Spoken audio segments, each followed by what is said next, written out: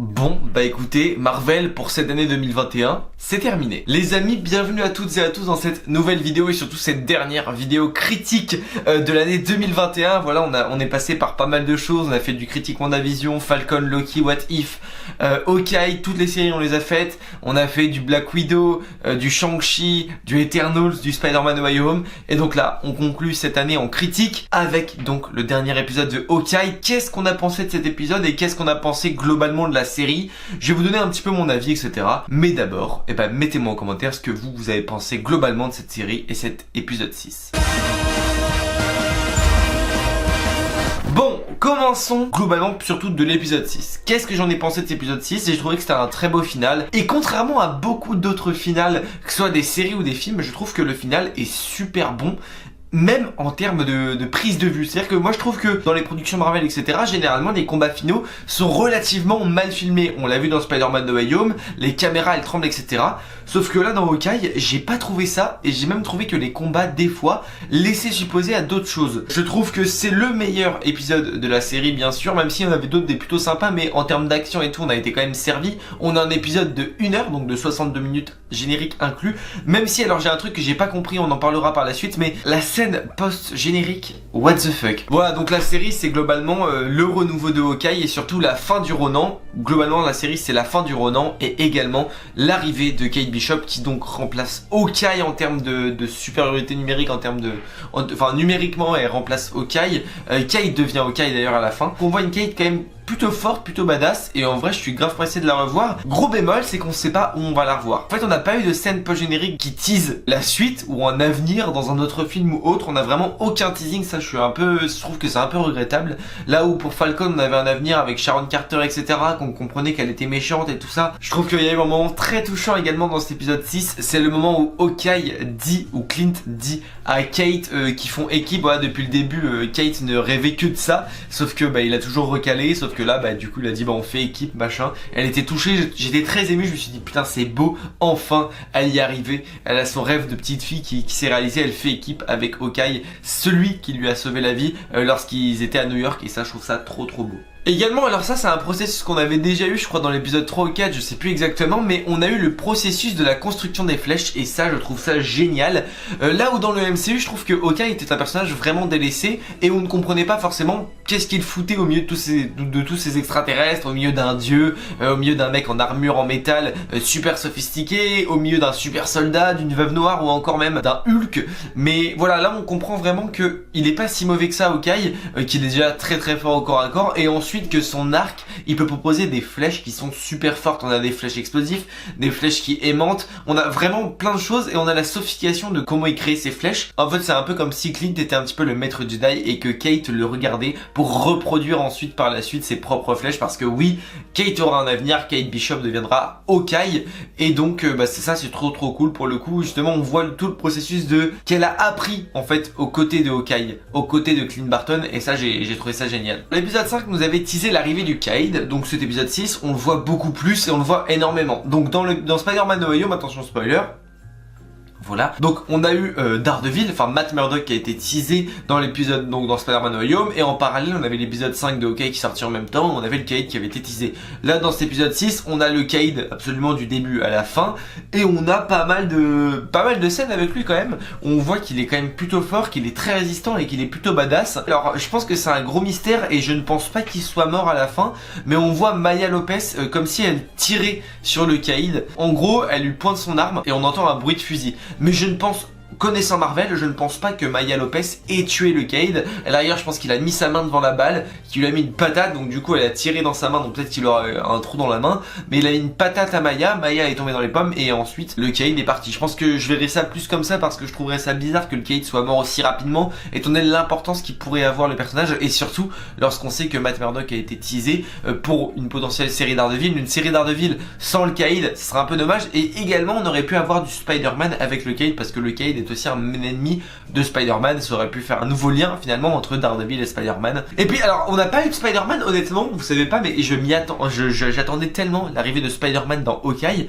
Ça aurait pu être incohérent, mais on avait plein d'indices qui nous laissaient croire que potentiellement on aurait pu avoir Spider-Man, ou même des événements liés à No Way Home, parce que en fait on a pas mal de rêves. Par exemple la petite tasse de café à un moment donné que le gang survêt, c'est un truc qu'on a dans No Way Home, c'est le truc de Mitchell Jones d'ailleurs, c'est le petit le café que tient Mitchell Jones qui donne les cafés, etc.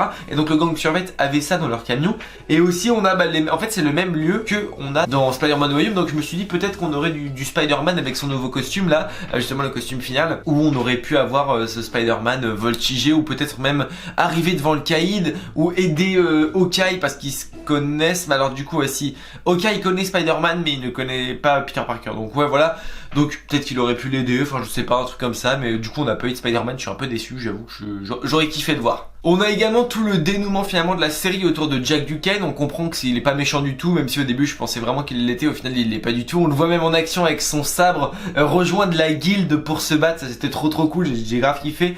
Mais tous les combats au corps à corps sont vraiment bien, je trouve, ils sont bien filmés, les chorégraphies de combat sont sympas. Même le combat Hawkeye-Kate sur la patinoire, j'ai trouvé ça super génial. Je trouve que le combat est quand même plutôt propre, et même on voit encore une fois l'étendue de la puissance d'Hawkeye avec toutes ses flèches. Le Kate contre Kate aussi, très beau combat. Finalement en fait on a un épisode final qui est centré sur la finalité de toute la série forcément. Je trouve que les scènes de combat étaient importantes au dénouement de la série, de par Jack qu'on comprenne qu'il est gentil, aussi que Eleanor se fait arrêter par la police, et ça bien fait pour toi. Hailey Steinfeld elle est incroyable dans le rôle, vraiment j'espère la revoir, et dans tous les cas on va la revoir, mais elle est complètement incroyable. Alors certains vont peut-être râler parce que le Kate normalement est très puissant, etc. Mais moi je trouve que c'est intéressant de voir que Kate peut rivaliser avec un gars comme le Kate. Avec son intelligence et avec son arsenal, elle peut le rivaliser lorsqu'elle balance justement le truc comme ça que Hawkeye lui a appris encore une fois, et que ça arrive sur une flèche, que ça connecte toutes les flèches et que du coup ça explose sur lui.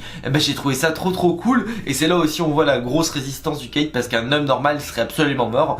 Mais voilà, j'ai grave kiffé justement ce moment où Kate prend un peu le dessus sur le Kate, et que avec ses armes elle arrive à le vaincre, entre guillemets bien sûr, parce que bon, le vaincre est un grand mot, mais voilà, je trouve que c'était plutôt sympa comme scène, et surtout voir un peu l'importance d'une personne juste avec un arc, comme ils aiment appeler ça, et je trouve ça cool. On a le retour un peu de chacun des personnages, on a Maya qui est de retour justement pour tuer Cassie, du coup c'est un peu étrange mais elle le tue. Maya qui a perdu pas mal d'importance dans cet épisode 6, parce que finalement elle sert pas à grand chose, mis à part si les gens croient que le Cade est mort. En fait on n'a aucun teasing pour l'avenir ou pour la suite d'un des personnages présents dans la série, que ce soit Kate Bishop, Hawkeye et Yelena, ou encore Maya, parce qu'on sait que Maya normalement devrait avoir une potentielle série sous le nom de Echo, sauf qu'on n'a aucun teasing sur ça. Et pareil pour le Cade, on n'a pas de teasing. Je trouve que c'est un peu dommage de finir comme ça sans teasing pour la suite, ou même pourquoi pas avoir juste un teasing qui n'a rien à voir avec la série mais qui tease une autre série, par exemple She-Hulk ou Moon Knight. Mais on a les explications de la montre. Cette montre devait être à Laura, du coup la femme de Clint, sur ça j'ai compris, ok. Mais en gros cette montre elle a une valeur, c'est une Rolex avec justement derrière le logo du Shield et le numéro 19. Alors peut-être que c'était une agent du Shield, il me semble que oui d'ailleurs c'était une agent du Shield avant, peut-être que c'était justement sa montre, je sais pas, que Nick Fury avait offert à tous les agents du Shield, j'en sais rien, mais en tout cas peut-être que ce 19 là a une référence, est une référence aux comics peut-être, j'en sais rien, je l'ai pas en tout cas. La série clôture l'arc Ronan, là où Spider-Man No Way Home finissait l'arc Iron Man, Hawkeye finit l'arc Ronan, il finit aussi l'arc Black Widow, parce que on n'en parlera plus de Natasha, je pense qu'on en parlera que très peu maintenant, vu que Yelena et Hawkeye se sont mis d'accord, et que voilà, elle est morte toute seule, elle s'est sacrifiée, etc. Donc ça c'est un peu terminé, je trouve ça cool. On a terminé pas mal d'arcs cette fin d'année, je trouve ça plutôt intéressant, donc on va pouvoir repartir sur de bonnes bases. J'aurais bien aimé avoir, je sais pas, un Shang-Chi par exemple en scène post-générique. Vraiment la scène post-générique, j'ai pas compris ce qui s'est passé. On a une comédie musicale, donc la comédie musicale Rogers Festival qu'on a au tout début de la série, je crois à l'épisode 1. J'ai pas compris pourquoi la revoir. Qu'est-ce que c'est que cette scène sans aucun intérêt? Alors peut-être que dans les paroles de la musique il y a un intérêt, mais en tout cas moi je suis très mauvais en anglais donc je n'ai pas compris. À la rigueur j'aurais peut-être pu rigoler s'il y avait la guilde qui avait rejoint le Rogers Festival avec, je sais pas, Jack Duquesne qui jouerait Hawkeye, ça aurait pu être marrant, mais non, rien de tout ça, donc j'ai pas trop compris du coup l'intérêt de cette scène post-générique. Si vous l'avez compris, bah dites-le moi en commentaire. Moi c'est pas le cas, mais peut-être qu'elle a un vrai intérêt hein, et je vais le découvrir en commentaire, mais pour le coup moi j'ai pas eu la ref. Et bon, pour clôturer un peu cette critique, bah on a justement Kate à la toute fin qui cherche un peu un nouveau pseudo lorsqu'elle est, elle est clairement recrutée par la famille d'Hawkeye, Clint, Laura et ses enfants qui vont absolument adouber du coup Lucky le chien, ainsi que Kate. Et on a justement Kate qui accompagne Clint pour brûler son costume de Ronan. Ça c'est la clôturation, la fin de Ronan. Elle cherche un pseudo, elle dit Hangirl, le machin, Lucky Girl, je sais plus quoi, Hank Hey, je sais plus quoi. Et du coup elle dit, et là Clint il dit non moi j'ai mieux, ça s'arrête et on a Hawkeye. Donc c'est pour ça qu'on devine qu'elle deviendra la nouvelle Hawkeye et ça c'est génial. Bon écoutez les amis, globalement la série c'est une grosse réussite pour moi. Je la place dans mon top coup de cœur pour le coup des séries Disney+. J'ai vraiment kiffé la série. Je trouve qu'il y a vraiment de bonnes choses et de belles choses dans la série. Et même c'est super appréciable d'avoir retrouvé un Hawkeye beaucoup plus puissant et beaucoup plus fort, aussi bien plus âgé, mais de voir de quoi il était capable pendant tout ce temps et qu'on a enfin un développement sur ce personnage qu'on n'avait jamais eu pour le moment. Également de découvrir Kate Bishop, ça a été un réel coup de cœur. Je pense que c'est le coup de cœur série Marvel que j'ai eu parce que je la connaissais pas forcément plus que ça, et l'avoir découvert, son caractère, l'actrice, etc. Elle est géniale et du coup gros coup de cœur sur Kate Bishop, j'espère la revoir. Petit bémol quand même pour cet épisode 6, c'est la fin qui n'a aucun teasing pour la suite, enfin en tout cas en termes de scène pas générique, même si on a un petit peu de teasing concernant certains personnages. On voit que Maya est encore là, le Cade probablement mort mais je pense pas.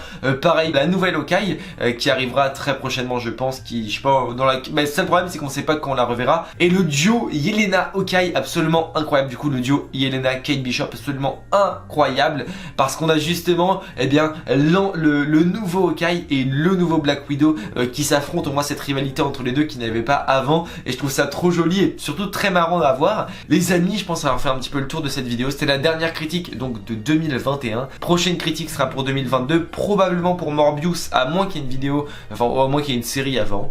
N'hésitez pas à liker cette vidéo, vous abonner si ce n'est pas encore déjà fait. Je vous fais plein de bisous. En commentaire, vous me mettez votre avis sur Hawkeye, bien sûr, sur la série globalement. N'oubliez pas, mais de grands pouvoirs impliquent de grandes responsabilités. Je vous fais des bisous. Ciao.